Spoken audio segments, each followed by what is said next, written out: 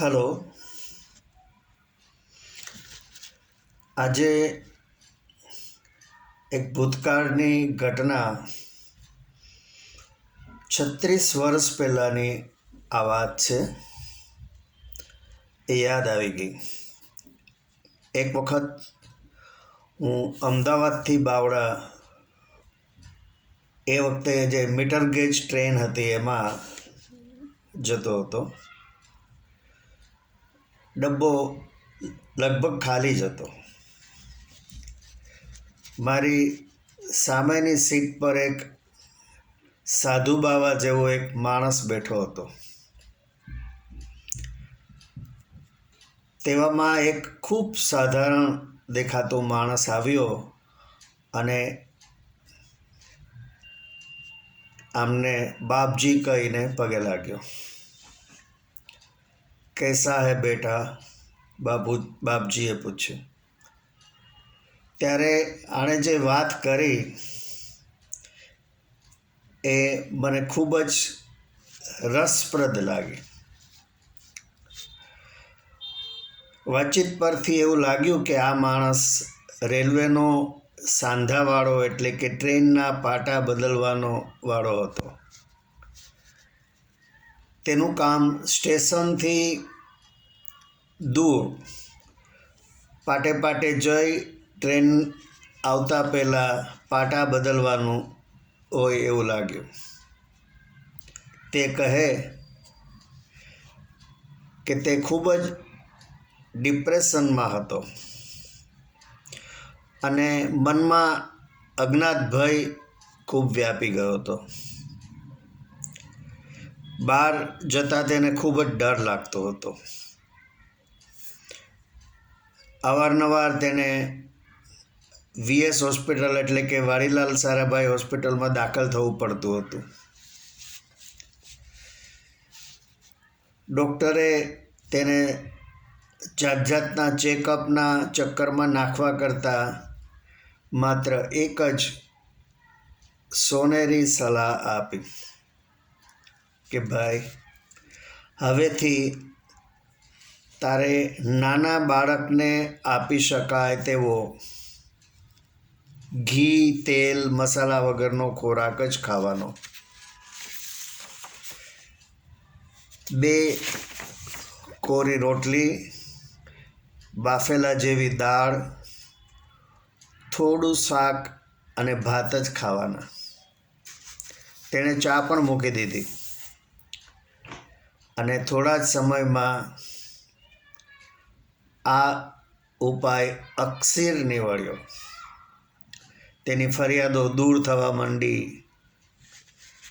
ડર જતો રહ્યો, આત્મવિશ્વાસ આવી ગયો અને પોતાની ડ્યુટી જરા પણ ભય વગર કરવા લાગ્યો.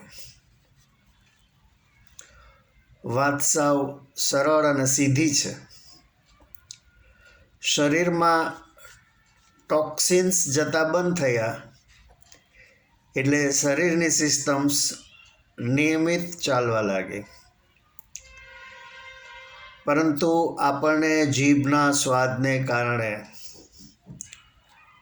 તેલ, મીઠા, મરચાંવાળો ખોરાક, ફાફડા, જલેબી, સમોસા, ભજીયા, દાબેલી, સેન્ડવિચ, પીઝા, બર્ગર વગેરે ખાવામાં આનંદ આવે છે અને તે આનંદ લેતા શરીરમાં acidity, cholesterol, fat, sugar, salt વગેરે વધારી આપણે આરોગ્યને નુકસાન પહોંચાડીએ છીએ.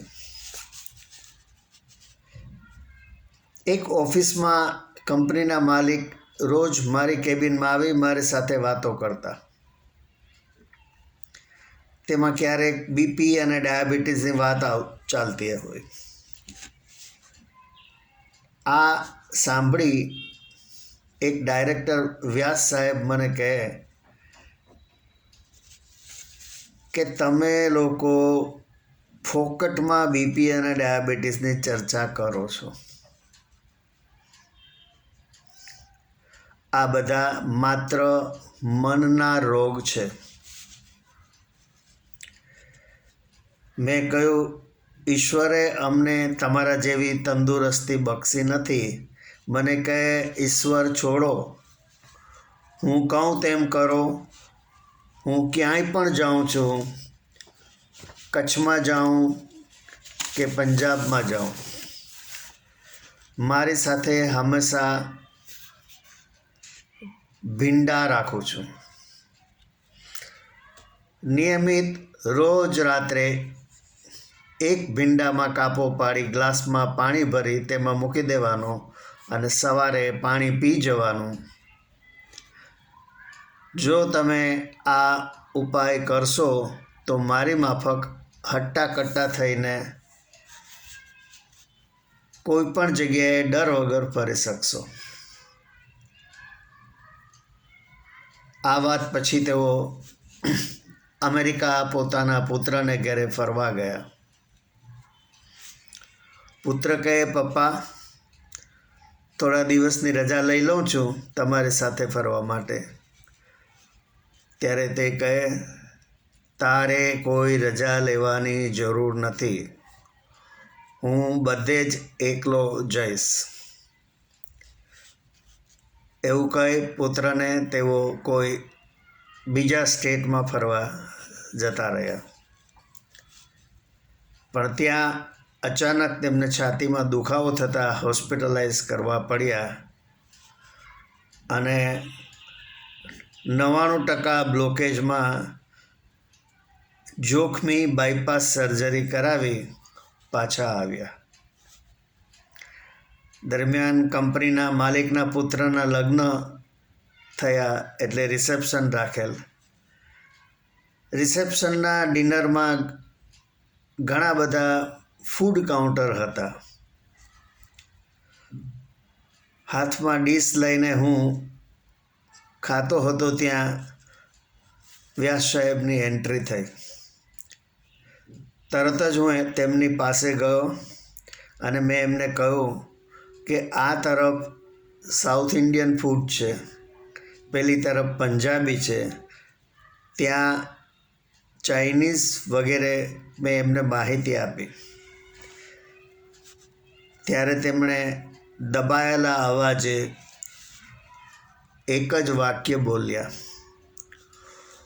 હું ઘરેથી ખીચડી ખાઈને આવ્યો છું. એ પછી એક વખત એ જ વ્યાસ સાહેબ મને કહે કે જેને હાર્ટ એટેકથી મૃત્યુ આવે છે તે નસીબદાર કહેવાય. કશું વિચારવાનો સમય ન મળે. પછી કહે, જોકે હું તો ઘણું ટ્રાવેલિંગ કરું છું એટલે મારું મૃત્યુ તો મોટે ભાગે અકસ્માતથી જ થશે. મેં કહ્યું, જન્મ અને મૃત્યુ મનુષ્યના હાથમાં નથી. અને એમને પેરાલિસિસનો એટેક આવેલો. સુપ્રસિદ્ધ હાસ્યલેખક જ્યોતિન્દ્ર દવેના જન્મ બાદ 6 ડૉક્ટરોએ કહેલું કે આ બાળક જાજુ નહીં જીવે. અને બધા જ ડૉક્ટર્સ ઉપર પહોંચી ગયા ત્યારે જ્યોતિન્દ્ર દવે 79 વર્ષ સુધી જીવ્યા. સુપ્રસિદ્ધ અમેરિકન પોપ સિંગર અને ડાન્સર માઇકલ જેક્સનને 150 વર્ષ જીવવું હતું. તે માટેની બધી જ સાવચેતી તેણે રાખેલી. તે ઓક્સિજન ચેમ્બરમાં રહેતો. તેને મેચિંગ બ્લડ ગ્રુપવાળો માણસ તેની સાથે હોય. શરીરના અંગો જેવા કે કિડની, લીવર વગેરેના ડોનર પણ તેની સાથે જ રહેતા. બધી જ સાવચેતી અને વ્યવસ્થા છતાં તેઓ માત્ર 51 વર્ષ જીવ્યા. આપણે સૌ જાણીએ છીએ કે નિર્ધારિત આયુષ્ય પ્રમાણે આપણું જીવન ચાલે છે. ગમે તેટલો ધનવાન વ્યક્તિ વધારાનો એક શ્વાસ ખરીદી શકતો નથી અને ગમે તેટલો ગરીબ એક ઓછો શ્વાસ લેતો નથી. આ બધું જ જાણવા છતાં આપણે આપણી તંદુરસ્તી જાળવવા પૂરેપૂરા સજાગ રહેવું જરૂરી છે. જે થવાનું હશે તે થઈને જ રહેશે તેમ વિચારીને આંધળુકિયા ન કરાય. આપણી સૂઝ સમજ પ્રમાણે આરોગ્યના નિયમોનું પાલન કરી શક્ય તેટલું સ્વસ્થ જીવન જીવવા પ્રયત્નશીલ રહેવું જોઈએ. આપને મારી આ વાત ગમી હોય તો મારી ચેનલને સબસ્ક્રાઈબ કરજો, મારા વિડીયોને લાઈક કરજો અને આપના ગ્રુપમાં શેર કરજો. આભાર. આવજો.